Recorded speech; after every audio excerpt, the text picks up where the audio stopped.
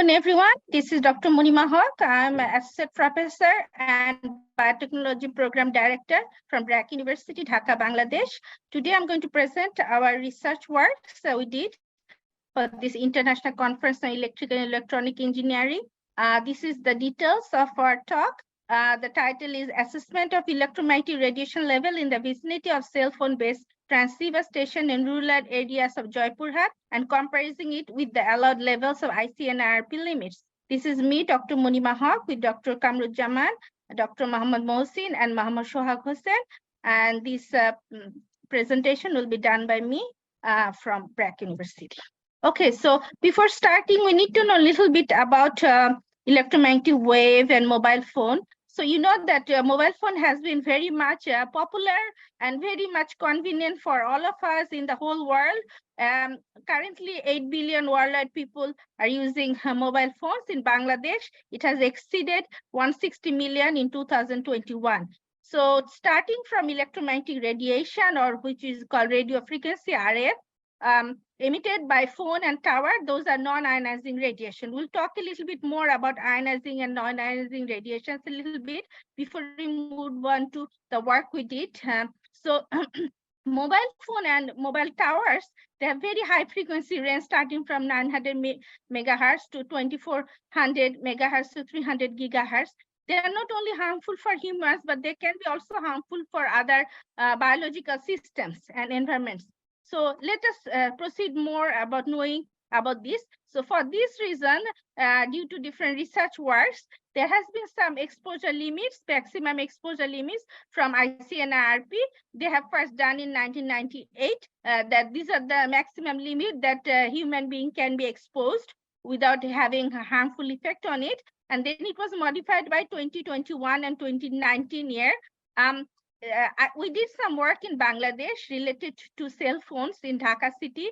We have covered more than 100 and 200 cell phones, tried to see different models and varieties, and came out with a understanding that the magnetic field emitted from those sources are higher than the threshold value that is permitted for human beings for threshold. And cell phone users, they have gone who have been using it for a longer period of time and duration. They have gone different sorts of ailments like headaches, pains in hands, insomnia, and other extended exposures. Okay, so energy in NIR is very low also, but there have been some problem with the biological effects. Electric field, the magnetic field is the more more harmful one than the electric field. And this is the value limit that it says that how much is the magnetic field destructive if it goes above these fields, and also the electric field. So this is a schematic diagram of EMF spectrum. You all know about these things. I'm just wanted to show this reason is we wanted to kind of distinguish between the ionizing radiation and the non-ionizing radiation. You can see the X-rays, gamma rays fall in the ionizing, a part of ultraviolet, and the visible infrared, microwave, radio waves all in the non-ionizing radiation. The ones we're talking about is non-ionizing radiation and NIR that we're going to talk about. Some EMF sources are very common. We are all around it. Cell phones, we all have cell phones, tablets, mobiles, and then we have radio, TV stations, and cell phone towers and other things. We also have satellites, radars, and other things. They all belong to the EMF sources. So common EMF sources can be traffic, computers, cell phones, electronics, police, indicators, TVs, microwaves, kitchen equipments, washing machines, even the thunderstorms, the high power transmission lines. In our home, it is all around us. We have a laptop, we have our coffee maker, electric outlet, refrigerator, microwave, light bulbs, wires, extended cords, everything. They all have NIR, and we are surrounded by it. So now what happens is if you are exposed to radiation mobile phone for a longer period of time, what happens is there is a barrier between brain and blood, and there is the safety barrier. We use it for a longer period of time. These microwaves, they trigger changes to the protein structure on the endothelial cells, and after more than 1 hour exposure, what happens is from the blood, toxins can go into the brain. So that's something that already research has been done on this. So this is a schematic diagram, research finding for three different types of person. One is a 5-year-old, one is a 10-year-old, one is an adult. You look at the skull thickness. This is a half millimeter. This is 1 millimeter. This is a 2 millimeter skull thickness. So you can see that absorption rate for a 5-year-old is nearly 4.5 watt per kg, where it for an adult is much less. Maybe not half, but it's much less. So you can see that why we should not let young kids use mobile phones, because of the thickness of the skull and more penetration and absorption of the electromagnetic wave into the brain. Now, health adults, there is like, there are ongoing change. So when you have stress, pulling it, you are using it for a longer period of time, what happens? If it is irreversible change comes, then it will stay for a longer time and you have more problems. So these can generate different types of problem, like affect gene and protein expressions, and it can induce stress responses. Okay, these are some of the examples that have been found using for a longer period of time, high frequency electromagnetic wave. And you can see that for kids and other people, nausea, discomfort, headache, muscle spasm, stroke, seizure, brain tumor, and other things. And inside the hospital, there are very difficulty using cell phones and other things, because it can actually switch on or off any pacemakers, ventilators, other very important dielectric machines that are connected with the patients. So recommended range is given over here from ICNRP in 1998, and it has increased to more for in 2012. Now we have found that even animals, rats and bees, they have found to defend themselves. So when it has been found that rats and animals and bees, they have their beehives, they have their homes right in the inside the field. When there is a high power transpiration light had been installed, they hide from there, they leave that place, they go to somewhere else, and they actually can feel it, the excess sensitivity. But our human being, we can feel it, like many kind of biological effect can happen to us, like change in reactive lymphocytes, immune deficiency, cell breakdown, and DNA destruction. So many mobile phones nowadays, it is not only mobile phone. We have Wi-Fi, we have audio player, we have video camera. There's so many things connected with the mobile phone, and we are kind of part of it, that it is indispensable from us. But using all these things, you are spending more time using it, and it is becoming a health hazard. So in May 2022, WHO labeled mobile phones as carcinogenic hazard from human health. So because these comprise of different types of symptoms that is showing over here. So I'm trying to finish up quickly my presentation. We have a full paper on this one. We have submitted, and then we'll go to the cell tower. So what we have done is try to find out what happens with the cell towers. So within 4 meters of a cell tower, there has been some responses between people. What we did is we went to Joypurhat area, Bogura. It is a rural area, but they have actually, for the last 4 years, they have installed many cell towers. So around 20 cell towers are there around the same area. So we have gone through a 20 tower of this in 500 meters distance, 50 meter distance, and wanted to find out what happens. Then we went to another nearby village where they don't have any cell tower, and we also measured the people and the electric field, magnetic field, and power density. And we have to, so we did not show here the total tables. We have it in our full paper. I just wanted to show you the results. So this is the instrument you used, power density meter electrosmog, which we use for electric field, magnetic field, and our power density meter. The tables are given in our full paper. We didn't put it here. It's a very large table with 20 different power, cell phone tower results.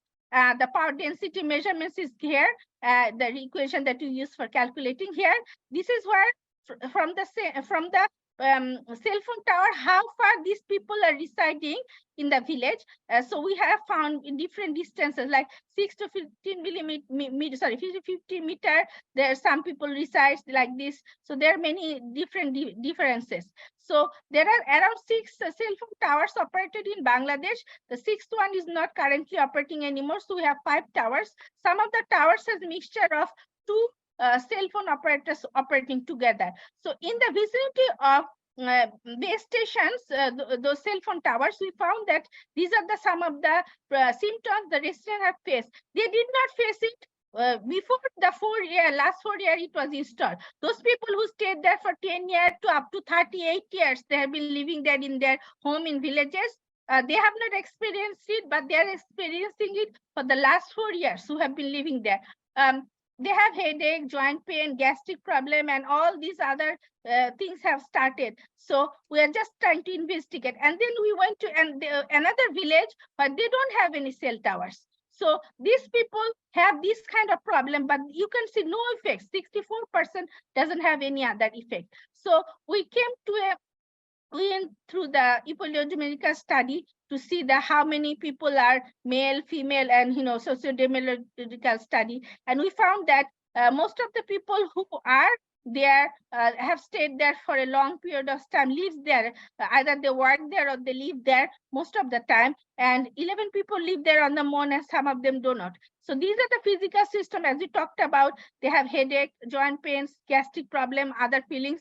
But before time, most of these symptoms were not there. But after the installment, they're having physical problems, which coincides with the same duration of the cell phone-based installation duration. So that's what we are trying to find out, that what will happen. So their duration and their educational level is also given. In conclusion, we found that in the in the vicinity of the base station cell phone tower, where there are a lot of cell towers, 4 people did not have any effect. We found these 4 people are very young adults, and we think that because they are very young, maybe they have not suffered. But the other 29 people, among the 33 people, we found living very close to the cell tower.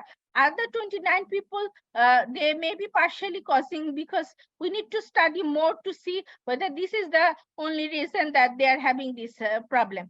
So let's go to the next.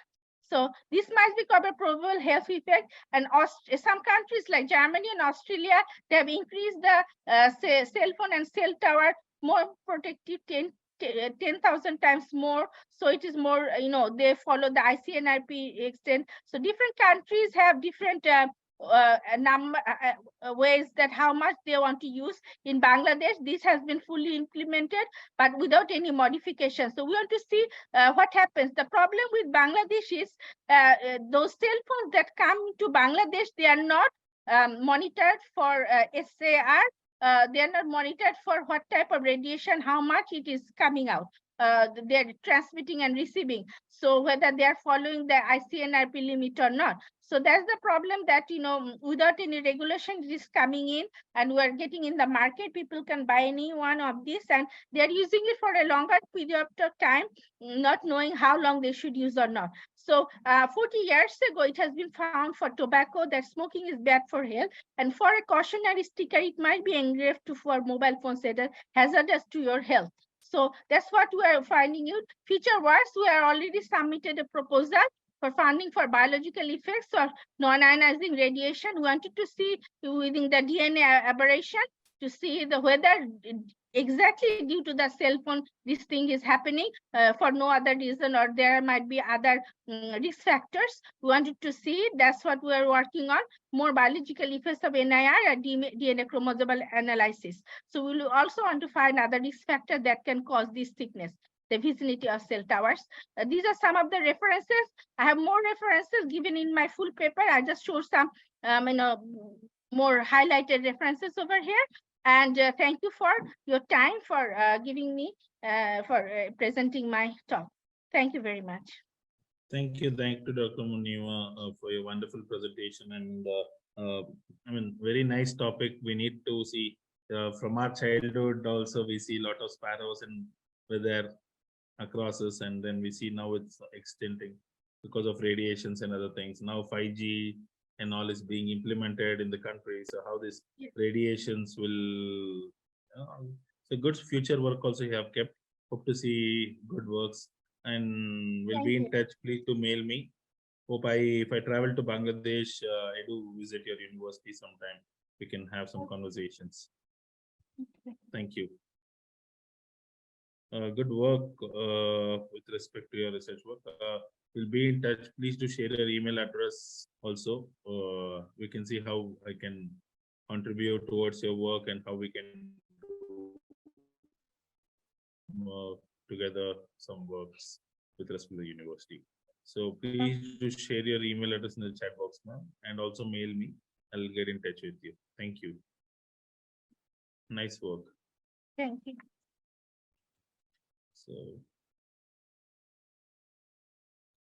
So well, Vikram sir, you can please share your presentation.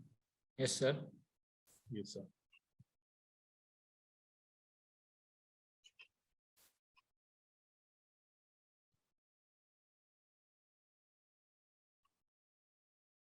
Yes, sir. We can see the presentation. Please go ahead, sir. Good afternoon, sir. Good afternoon. Good afternoon. Myself, Vikram S. Mahajan. I have a PhD scholar of North Maharashtra University, Jalgaon, that is situated in Maharashtra. My topic for this presentation is effect of stress relieving on static load for helical compression spring made of spring steel wire. So my topic is related to manufacturing engineering. So these are the content of my presentation: introduction, experimental method, result and discussion, conclusion, and acknowledgement.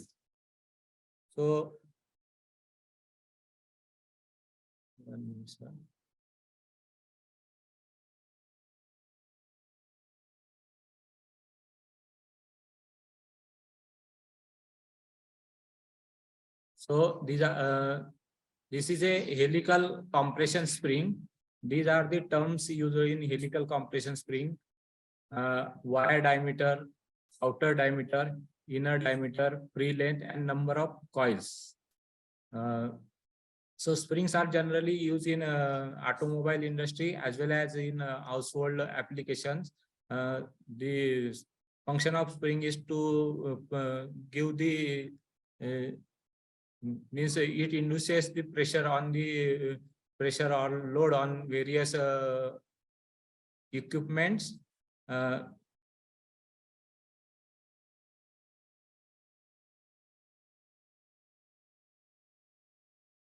So this is a spring manufacturing cycle. In spring manufacturing, first spring coiling is there. After coiling, there is a geometrical inspection, and after that, the one treatment is carried out on the spring that is called as stress relieving. And again, there is a geometrical inspection, and after that, static load test is carried out. So my research work is related to stress relieving. So this is a image of the spring coiling. The wire is coiled in the form of helical spring with the help of spring coiling machine. And after the coiling, there is a stress relieving operation. So why this stress relieving is carried out? While coiling, there is a generation or there is a induction of the residual stresses. Stresses are generated while coiling the springs. So these residual stresses are harmful for spring function, and the spring life is reduced due to these residual stresses. So we have to eliminate these stresses, and these stresses are eliminated with the help of stress relieving. So this is a stress relieving furnace. So this is a furnace and this is a control panel. So the springs are placed in the furnace, and particular temperature is given to that. And at that particular temperature, springs are kept for 10, 15 or 20 minutes according to the requirement. So in my experimentation, I have carried out experimentation on 3 different wire diameter spring. So I have considered wire diameter 2.3, wire diameter 3, and wire diameter 4 mm. And the material is spring steel. And the spring index is the ratio of the outer diameter or coil diameter to wire diameter. So here I have taken spring index as a 6, 8, 10, 12. So total spring for experimentations are 12 spring of different wire diameter, different spring index, and the number of coils are kept similar, and total samples for each springs are 35. So according to this requirement, I have manufactured the springs, and the heat treatment, that is called as stress relieving, is done. The 7 experimentations are carried out. So numbers are given to spring 1 to 5, 6 to 10, 11 to 15, like this, 31 to 35. So, and the 7 experimentations are carried out at 180, 205, 230, 255, 280, 305, and 330. And the stress relieving time is considered as a 10 minutes. And after the heat treatment, I have test that spring as for the static load. The test is performed with the spring standing vertically in the normal loading direction. The machine used for testing is of capacity 0 to 100 kg. And before carrying out the static test, the springs are compressed to its full length or solid length for 3 times. See here, this is the load testing machine on which I have carried out my testing. And this is the image while spring is in loading condition. So this is a spring, and the spring load static load is tested. So after getting the data from static load, I have did analysis. All the information, all the data is stored in Excel, and the graphs are plotted against tempering temperature versus static load. So this is a graph for the wire diameter 2.3 mm. For wire diameter 2.3 mm and various tempering temperature 180, 205, 280, 330. These are the static load line. So this is for this line is for spring index 12. This green line is for spring index 10, like this. So I observed the variation in static load. So the variation in static load in kg for spring index 6 is 4.19, and for 8 it is 1.85, and for 10 it is 0.75, and for spring index 12 it is 0.36. For a common background, I have found the percentage variation. So percentage variation in static load is 12.98 for spring index 6 and 6.53 for spring index 12.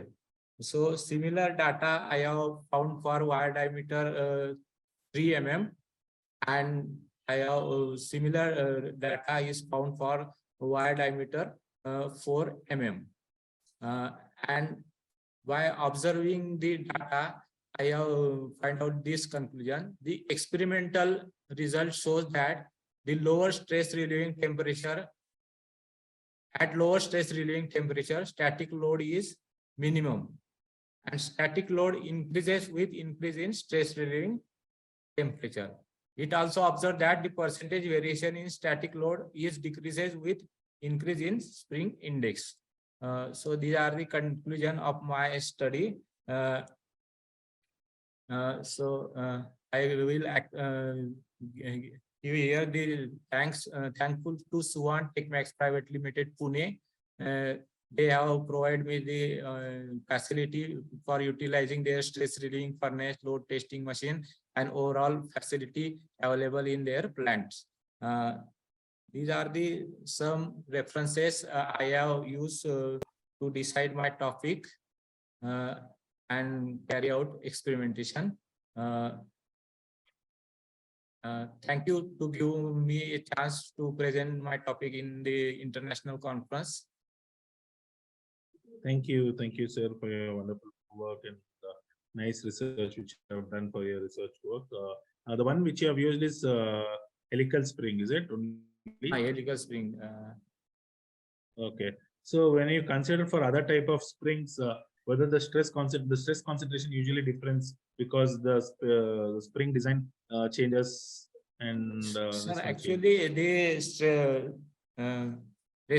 residual stresses are produced in each and every spring. When there is a cold working, the springs are manufactured with two methods, by cold working and hot working. So generally, wire diameter 1 mm to 10 mm is generally manufactured by cold working, and cold working the residual stresses are generated, and that residual stresses are removed or minimized with the help of stress relieving, or it is also called as a tempering process. Yes, so yes. I have studied only for helical compression spring because there is a huge data for this. I have done experimentation on the change in outer diameter, change in number of turns also. So I have presented my topic for this conference about the load, static load only. Because there in conclusions, you just mentioned as a whole with respect to reduction. So that's why I was having this doubt, because in conclusion you said you've not used like previous slide, sir. Yeah. Next slide. Sorry. Yes. The conclusions. So this is a conclusion. Yeah. So conclusion, experimental results show that lower stress relieving temperature, starting load is minimum, right? You have stored. And static load increases with increasing stress relieving temperature. Yeah. So it is, so basically tempering process you have used to stress relieve the stress, residual stresses, basically the inbuilt stresses, you mean. So for a helical you have considered, right? So it may be changing, like it may change from one spring to other spring. Well, I cannot understand this question, sir. So say for example, consider leaf spring. Leaf spring. So residual stresses for leaf spring, how is the relationship between the temperature and the loading? Sir, the leaf spring is somewhat manufacturing is different because the shape of the spring is different. So yes. In leaf spring, the curvature is more, sir. Yes, sir. Radius of curvature is more, and in but it also spring, have residual stresses. They also contain residual stresses. In cold coiling, not coiling generally. It's not about coiling, but rolling when they do, basically means they will be having residual stresses inbuilt. That is called as a cold working process. The process may be extrusion or so when they do that, they have their inbuilt stresses. So to reduce that, tempering with there, right? How they do and how is the relationship, right? So maybe some comparisons between 2-3 springs. If you can, I was just asking that. Yes, sir, I have to do for that. Yeah, because there was only here we can see only the tempering results of 3 springs, right? So and helical spring is common nowadays when we see. So some 2-3 springs comparison for a research work have you done was this just a casual. Yes, I will noted your suggestion. Yes, sir. Sure, sir. Thank you, sir. Thank you for your work, and yes, very nice research work, sir. Thank you. Thank you, sir.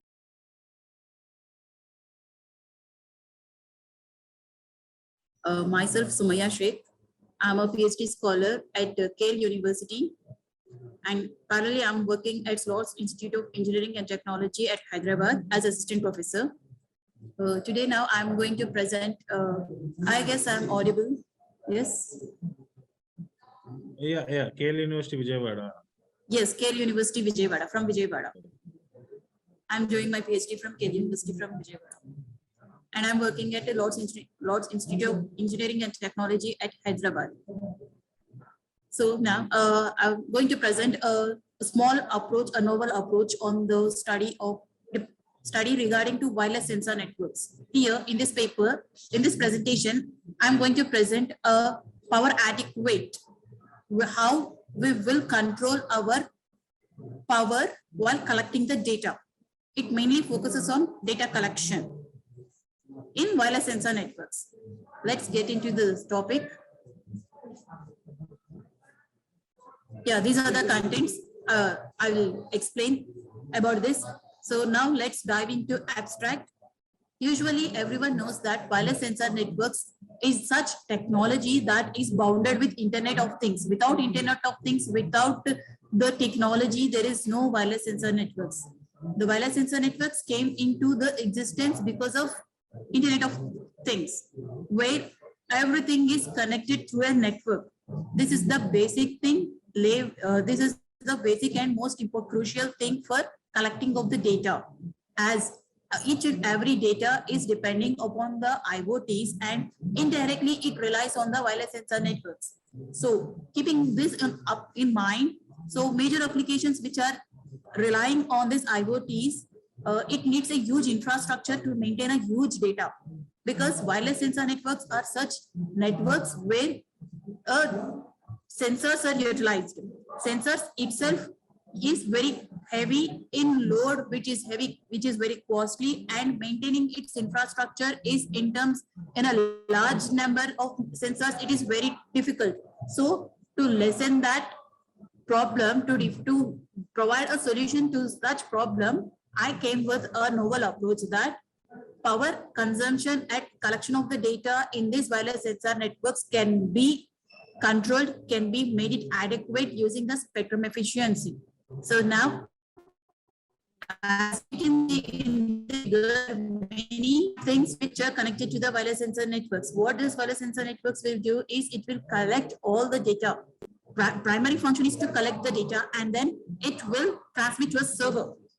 Collecting and transmitting to the server, in between the transmission, my paper lies. So here we are using many various protocols. So these various protocols relies on lifetime of the network. It relies on the power latency and the bandwidth required to transmit the data from the client end to the server end. So here, while communicating to the client to the server ends, all the networks it requires to maintain a huge power. So maintaining the huge power is really very tedious work, and the main drawback of it is it can be low at any time, and we can face a problem of loss of our data.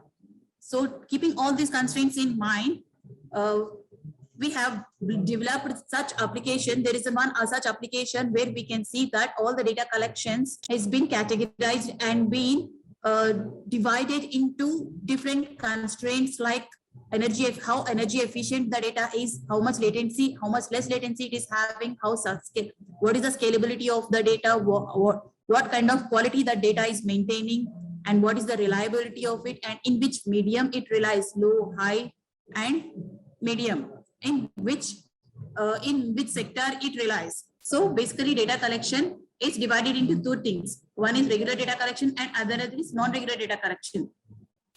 I can explain regular data collection is a continuous data where there is upgradation of the data every time to time. For example, we can consider the health sector, military sector, public sector, safety, industrial sector, where at each and every point the data is being updating.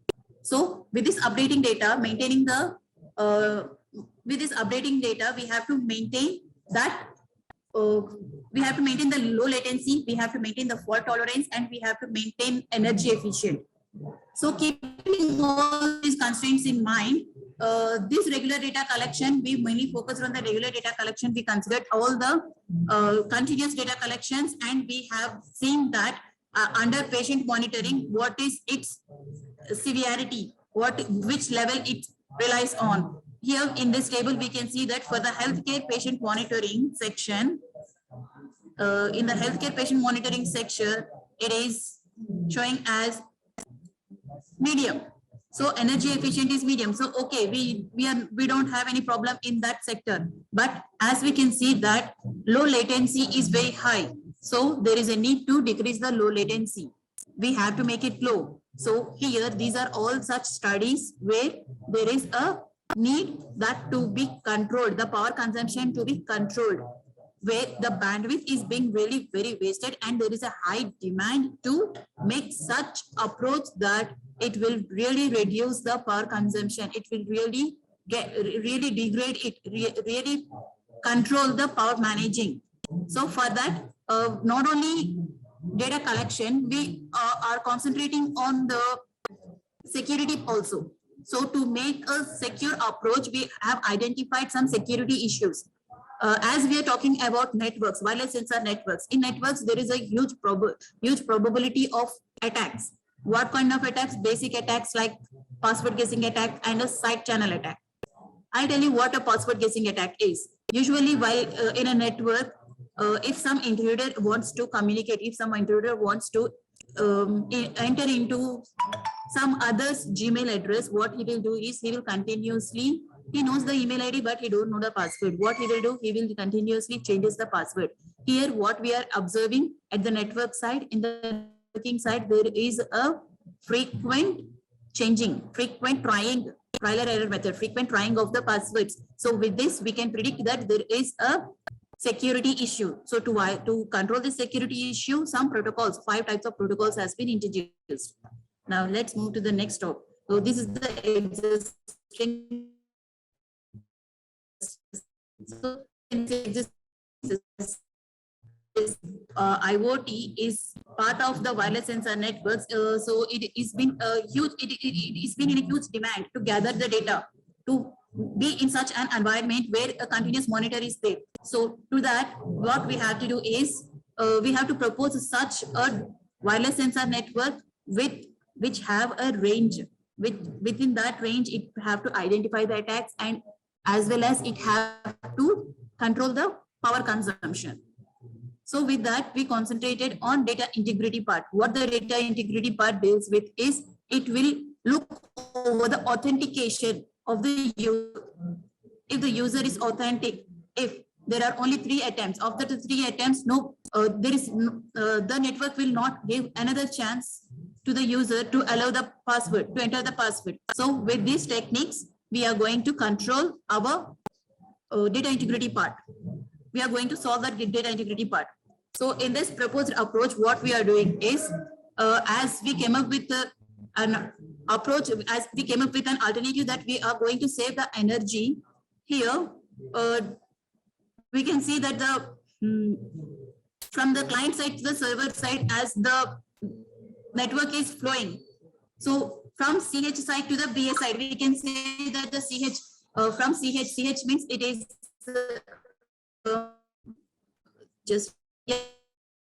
CH means the channel hierarchy. Yeah, in the channel hierarchy, at the node side from channel hierarchy, when the information is traveling from the channel hierarchy to the base station, it will follow a sequence. In that sequence, we can apply the energy saving aggregation strategy that will reduce the power. That is the only possibility and only approach where we can reduce our powers, because at the sensor node, the sensor, what it is, to continuously detecting the data and continuously sending the data in a sequence manner, in a continuous manner. So at a regular data collections, what we are having, we are observing the continuous movement of our data. With this continuous movement of our data, the only thing we can do is at cluster hierarchy to the base station, if the data is passed, if we apply this strategy at the initial end, then automatically the latency will be decreased, bandwidth will be decreased, and power is saved. So with these protocols, we developed this approach: multi-path protocol, query-based, and quality of service coherent. So automatically with what it happens is fault tolerance comes down as it is in the initial stage.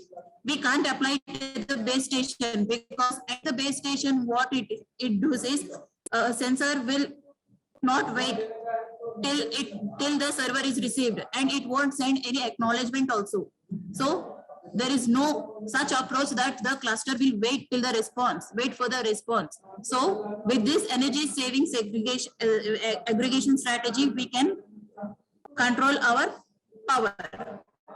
So here, as I said, the 5 protocols has been maintained, has been utilized, that is clustering, duty cycle, accumulation, sync. So with this, what happens if the data is in bulk? So when the data is moving in a bulk, the data energy savings aggregation, what it will do, it will step down. It will slow down the data and it will pass it in a hierarchical way, so that no data is lost, security is maintained, and power is controlled. So here with this, the future direction, what I can suggest is the protocols are efficient, but still the power, still the data collection is that huge. So we should add more strategies to it to minimize the power. So for this, another technique, like as I am utilizing spectrum efficiency. So there is more, the future scope, it leads to securing the thing more, and consumption of the product, adequate consumption is required.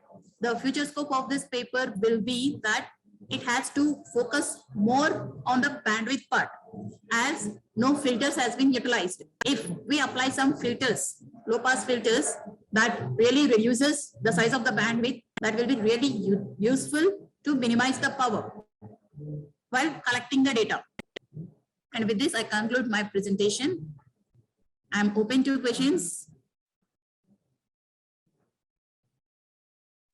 Thank you for your wonderful presentation, Sandhya, and all the best for your research. Though I believe this is a initial phase of questionnaires. It's a review paper. No much questionnaires can be asked though here, because when we talk about questionnaires, it's all about results and discussions we come up to the mind. So this is just the initial stage of the approach. Yes. Initial stage, and I myself concluded that there is still the future scope. It needs to be more worked on the bandwidth part. Yes. It is the initial stage. Yes. So no much questionnaires though, as I feel there's the work to be done or yet to be started, right? So that's why the questionnaire is. Right. So anyhow, for the research, all the best for your research work. Please do. Thank you so much. Thank you for providing me this opportunity to present here on this platform. It would be great if we could meet physically rather than in a virtual conference. Yes. I'll just look forward for more physical conferences to attend. Yeah, we will plan more. We can plan more conferences in coming days. Basically, maybe because of the participants backed out, few participants backed out at the last minute. They did this particular virtual event. That's it. If not, this would have been a physical event indeed. So we can see here the participants also. We were expecting 4 to 5 participants, but ultimately we have released only 3 presentations for the day. So that's the thing. Yes. Anyhow, we'll see. We'll be in touch. Definitely. I've shared my email address. This is my personal email address. So thank you, everyone.